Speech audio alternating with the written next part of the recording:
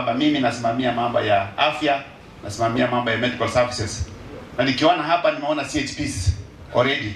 Na nikiona hapa naona tuko na bendera pia ya SHA. Asante sana mheshimiwa Right Honorable. Asante, tumpigie Right Honorable Speaker.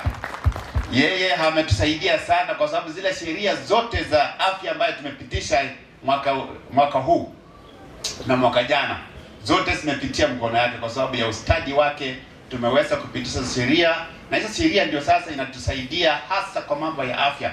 Kwa hivyo wakaaji wa sehemu ya Bungoma, mnajua ile namba tuko, najua tulionyeshwa juzi wakati rais alisoma tarehe 12 kwamba hawa ndio wako juu, hawa ndio wako chini.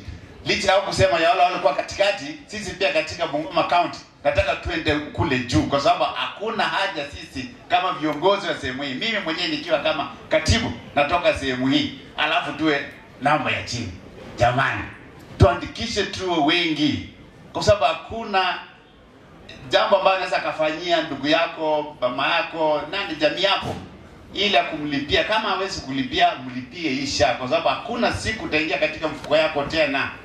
Harambe haitakuwako. Tujiandikishe tu. Na hapa nimefurahi kwa sababu sasa tunaelezea. Asanteni sana timu yetu ya SHA, tuwapigie makofi. Kwa hivyo tutakuwa na nyinyi ile tarehe